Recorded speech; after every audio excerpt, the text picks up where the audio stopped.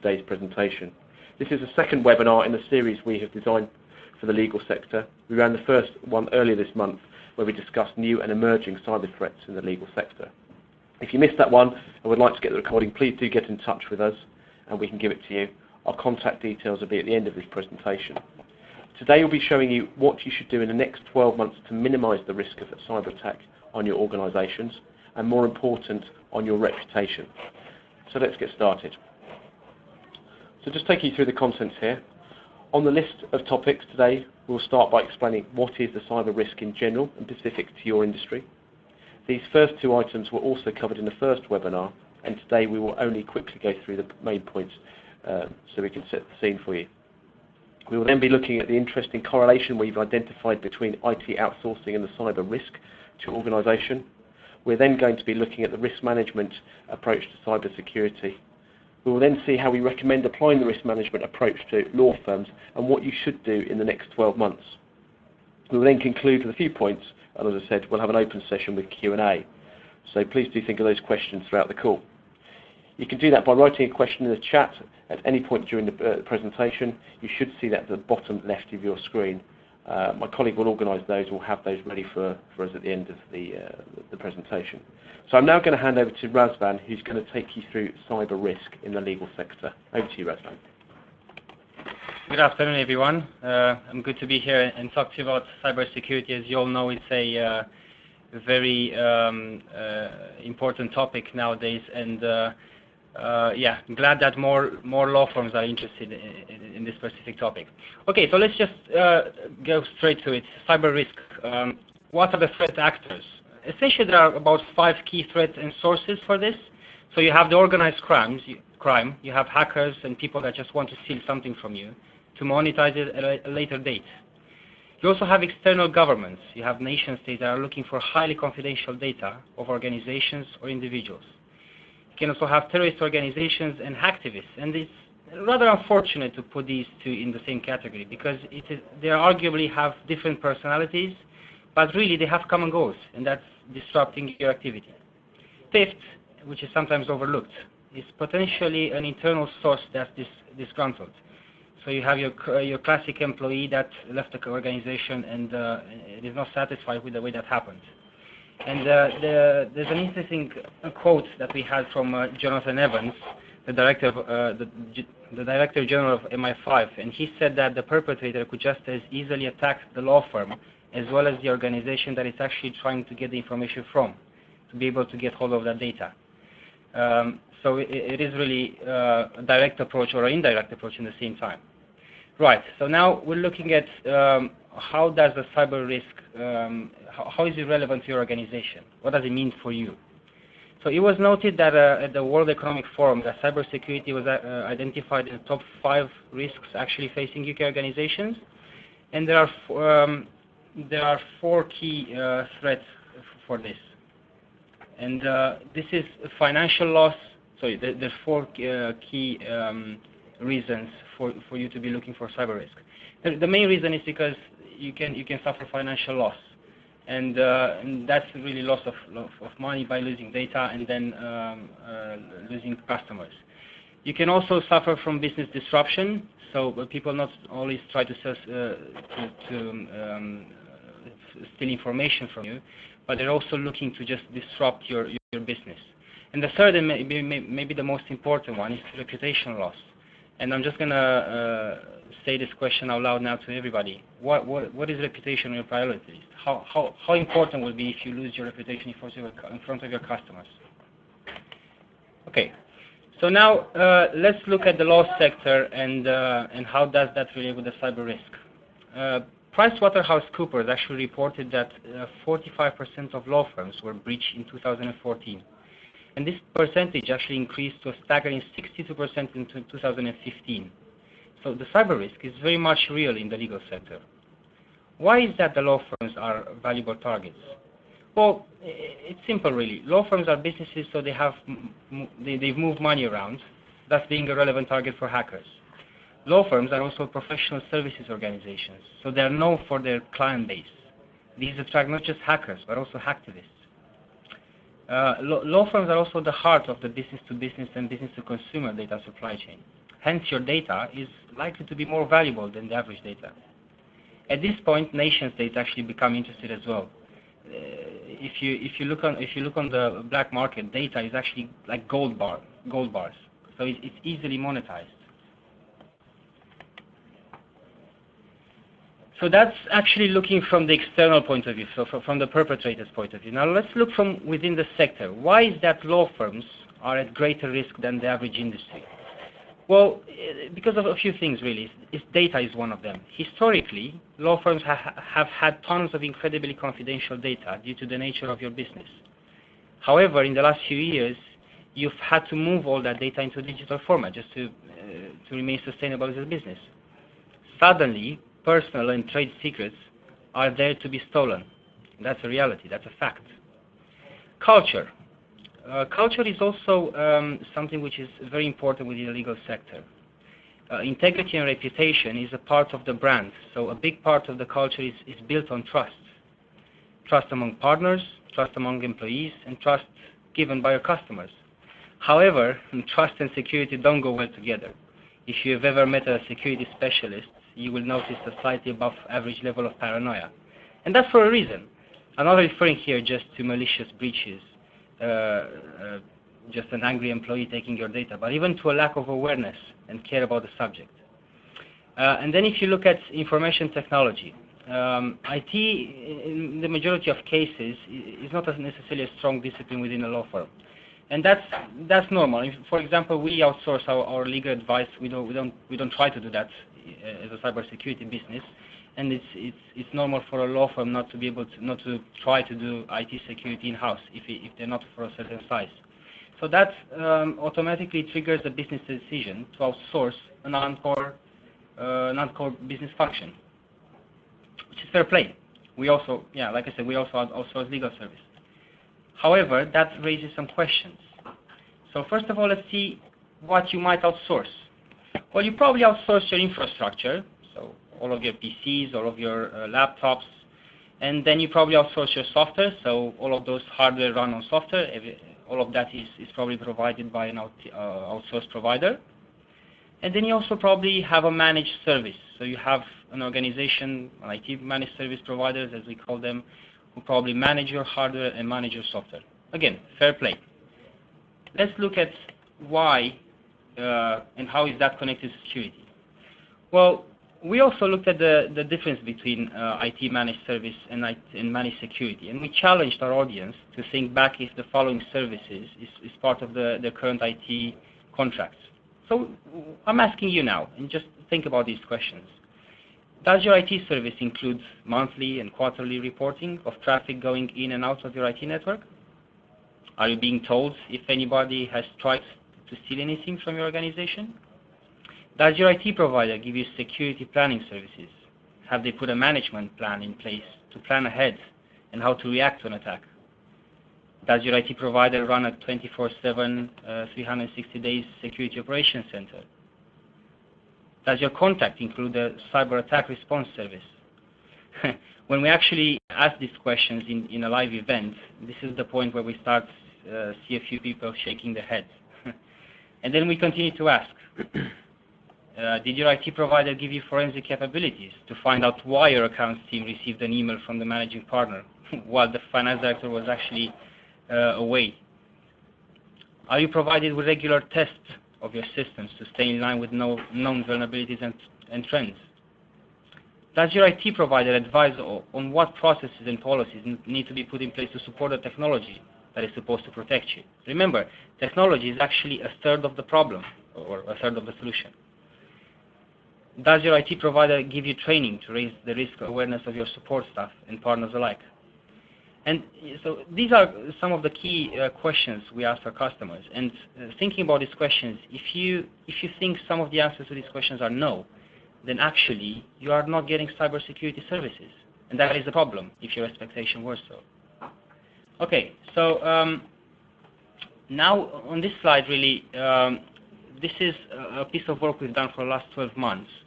So we've looked back at the security reviews we carried with our current customers. And part of this engagement is that we found that it is useful to take the organization through the government Cyber Essentials scheme, which is Andy is actually going to talk to you about a bit more, and how that really fits within the risk assessments towards cyber security. So the reason Cyber Essentials is quite useful is because it covers 80% of the vulnerabilities that are within an organization with regards to cybersecurity. So by doing these engagements, we tested the basic level of security first, and what we found was that about 40% of basic cybersecurity controls are failed by legal firms, and it varies a bit. If you're above 100 seats, it's usually about around 50%. If you're 100 seats, that's 100 employees. It's around 300% failure rate. Okay, so how is that relevant? Well, we asked the same question, and we try to find out why is that basic security not in place when most law firms actually outsource their IT, so they have professionals doing this job for them. Well, we found that on average, out of the basic failed security controls, 55% could be attributed to a lack of managed IT service. That is why you were maybe shaking your head earlier when I was asking all those questions. You are not getting security as part of your managed service. You thought you did, but you are actually not getting that. So it's really all about risk management.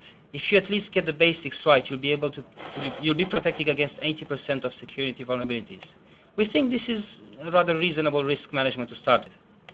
And just as a reference to the SRA rulebook, basic security controls are a requirement as part of the SRA Chapter 7 to protect your customers' data. And I'm going to quote here actually just a couple of lines. Appropriate technical and organizational measures shall be taken against unauthorized or unlawful processing of personal data and against accidental loss or destruction of or damage to personal data. Okay, so this is what you need to do. So we'll show you what the problem is. Now let's try to find out what the solution is. Is it to change the IT provider? Problem solved, right? No, actually that's not the solution. Why is that not the solution? Well, because you have another IT provider, and the problem with IT providers is that they kind of, we use this analogy quite often, they are the gatekeeper to your IT infrastructure. So they cannot also be the key holder to that. They cannot mark their own homework. And we have other analogies that we use, but the point is, it's a conflict of interest. And that's why our research showed that they're not doing a good job. So what's the solution? Well, the solution is you need a joint approach. Cybersecurity is a complex matter, and you need to have a cybersecurity specialist focusing on that, alongside your IT service provider. So now I'm going to hand it over to Andy, who's going to tell you a bit more in detail what we think is the best approach to implement cybersecurity controls in your organization. Thank you, Razvan. Brilliant. So, as Razvan said, technology is just 1/3 of the solution for cybersecurity. Sure, technology is very important, but overall it's just a tool. We use it in our business to deliver it, but you need your people to play the game. You need to train your employees and your colleagues. You need to give those responsible the visibility. You need your systems monitored, but last but definitely not least equals governance. You need processes and policies in place to document how things should be done prior and after an event. Like I said here, the game is risk management. Things might still go wrong, and they do. So what do you do when that happens? We see a number of issues at the moment where it's an inside-out threat. So that's 38% of the problem is inside the organisation with people issues. It's around governance, and then mobile devices. And the last webinar I talked about having anti-malware on your bring your own devices. That's your iPhones and iPads in the business. That is critical, and that is a ticking time bomb that we're seeing in the business at the moment. So risk management and approach to cybersecurity. What is directly at risk? So Razvan's touched on your money, your information, your reputation, your IT equipment, and your IT-based services. Information is an asset that takes many forms. Client lists, customer databases, your financial details, your customers' financial details, and we particularly see that as a risk on a Friday afternoon for the conveyancers on the call. Deals you're making or considering, and merger and acquisition work, your pricing information, product designs, and manufacturing processes. There is a risk to your IT services and information wherever they are stored, whether held on your systems or on devices or on third-party hosted systems, i.e. in the cloud. And by the way, we're perfectly happy with the cloud. It's a matter of knowing what your assets are, identifying them and securing them, and complying with the relevant country data compliance. So who could pose a threat to these assets? So we talked about the threat vectors that Razvan was mentioning at the beginning of the call. So organised crime, external governments, terrorist organisations, hacktivists, and or an internal source. What we did not mention before is business competitors. Now I know it's hard for you to think that another way would potentially hack, that's quite a hard word, but hack your business. But these days you can order a cyber attack on the dark networks, that's where the criminals work, for about £150, and they'll even give you a service guarantee with it. Why? They want to get competitive advantage, and it's going on in the marketplace as we speak. So what form could that threat take? It's theft or unauthorised access to your computers, tablets, mobiles, etc. Remote attack on your IT systems or website. Attacks to information held in third-party systems, e.g. your hosted services or company bank account, and gaining access to your information through your staff. So I think we probably all know what the financial impact is here. The average cost of the worst security breach is between 65 and 115,000 for the sort of sector of companies on the call today. Financial losses from disruption to trading to doing business, especially if you're dependent on doing business online. The worst breaches we've seen can put a business out of action for 10 days. And I was actually at the Hampshire Law Society dinner last Thursday where we sponsored that award. And there's one business there that was actually taken out for 3 days last year. That's last August. So, and that's somewhere in the south. Losing business from bad publicity and damage to your reputation and customer base. The cost from cleaning up affected systems and getting them up and running. And the cost of fines if personal data is lost or compromised. And then there's damage to other companies that you supply or you're part of in that supply chain. So we've seen the basic questions you need to ask and the answer to take a risk management approach to security. Now let's look to see how we can structure the approach going forward. This is rather straightforward. You plan, you implement, and then you review going forward. Let's consider this model in more detail. So planning, what information assets are critical to your business?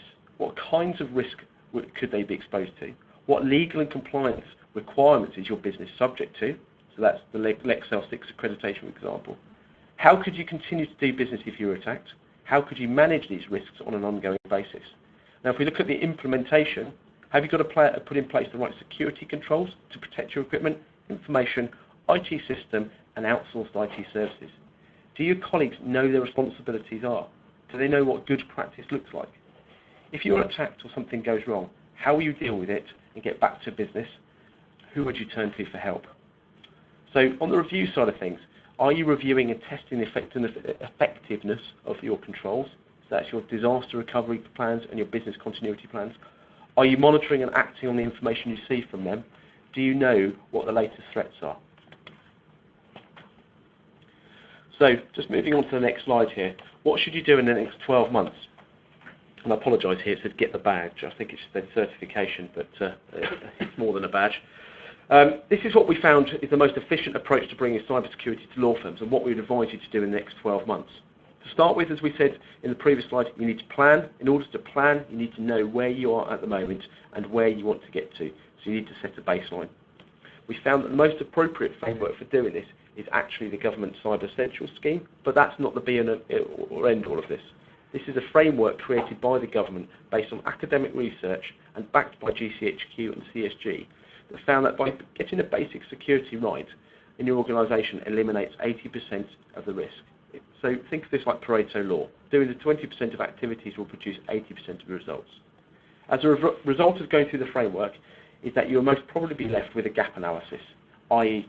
your plan to achieving a good basic level of security. You then implement those changes. In summary, that will mean investing in 3 pillars of good cyber security: technology, awareness, and governance. After you've implemented these changes, you now have the option for applying for the certification and Cyber Essentials. It's an option, but you don't need to do it. And some law firms, we've seen it already go for it. They are using it as a brand differentiation in the marketplace. We would advise you to do this. That's because you followed the methodology to get to good security, so you have the opportunity to get the accreditation with ease. You're essentially accredited by the UK government for being cyber secure. As I said, you can use it as a market differentiator, and we are seeing that now, and show your customers as well, with pride, that you're being proactive to protect their data. And it can also lead to new revenue streams, otherwise potentially closed to you. And also, if you're in any supply chain for MOD, so that's Ministry of Defence, it is now a requirement that you have to have the Cyber Essentials certification. And if you are part of any bid for large central government framework contracts, that's NHS, car hire, anything to do with central government, they now ask that you have Cyber Essentials as a minimum. Some of them you need Cyber Essentials Plus. It also helps with getting or renewing your Lexcel accreditation if you're Lexcel 6 accredited. Last but not least, depending on your turnover, you will get £25,000 of cyber insurance cover as part of the Cyber Essentials scheme. At this point, you've reached an important point in your maturity towards cyber security. Most often than not, our customers change their attitudes and become quite excited by the idea of being cyber secure at this point because they see the benefit. This is the time you should take the most important step, and that is monitoring your security going forward for better intelligence. Now, here's the question. Who will be doing this for you going forward? Will it be your IT provider? We've probably explained, we've probably stressed enough on this call, it's probably not them. Or will you do it internally, or do you have an IT specialist with executive responsibilities ready to do this? Probably it's going to be a security company that helps you get there. Okay. So the takeaway from the call, minimising the risk of a cyber breach is vital, protecting and enhancing your reputation. Getting the basics right protects you from 80% of the threats. That's very well documented in the market.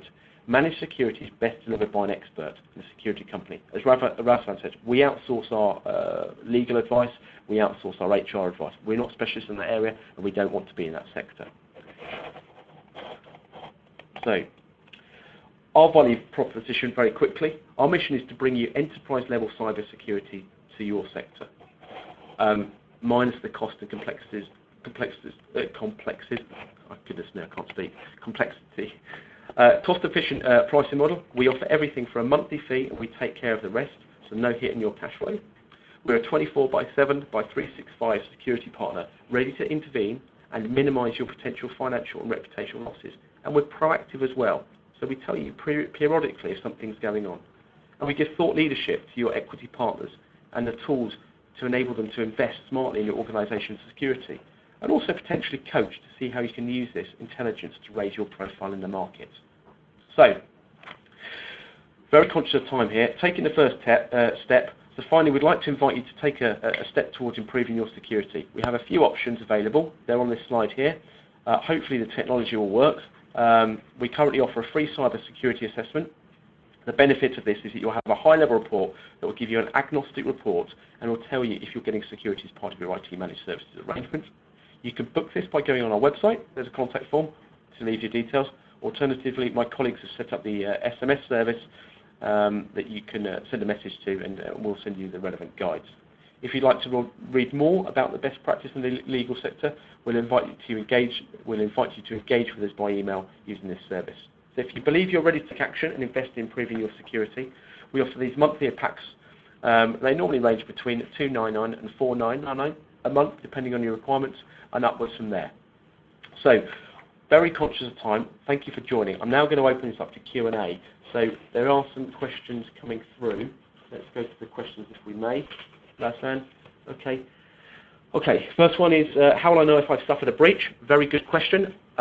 Generally, it takes about 3 months sometimes for businesses to realise that they've been attacked. My laptop's just gone to sleep there, which is brilliant. So I'm just going to pull up my spare screen here. Generally it's 3 months once an organisation's been attacked that it actually comes out in the open domain. The other one we've had is, what do I get for my advice packs? We believe the first logical step with raising your security is understanding what needs to be done, so we've developed these advice packs around the first step. The idea is to follow a tested and recognised methodologies in the market that will help you deliver a gap analysis and give you a roadmap to limit cyber risk with your organisation going forward. And I think we've had a catastrophic failure here with our IT. I think my laptop's run out of juice. But I've got the last 2 questions here on the other screen. Get the basics right pack. As it says on the tin, this is for customers looking to do the basics and reduce 80% of their risks. He will look at the processes for you and technology, and we'll also do a business audit and technical audit of your systems. The reporting documentation of this pack gives you the roadmap towards Cyber Essentials. And there was another question that am I tied into a contract? No, you're not. It is for 12 months, which is a year. Our current renewal rate is 95%, so we're confident it's unlikely to be the case. Generally, when people take our services up, they feel confident their internal team can take it on with the bigger clients. Can I pay all in one go? Yes, you can do that, but most customers go onto a monthly payment scheme. So what they say in industry is never work with animals. I think never work with live technology, and my laptop's just failed us here. So I can't see any further questions coming through. So what I'm going to do is thank you very much for joining this call, give you 2 minutes of your day back. My email address is andy.miles@thinkmarble.co.uk, or you've got info@thinkmarble.co.uk, and we'll be delighted to answer your questions further. I'm sorry the technology failed us. I can tell you that the monitoring screens are all still up here in the office. It's just that my laptop ran out of charge. So thank you very much for joining, and we look forward to working with you in the future. Thank you. Goodbye.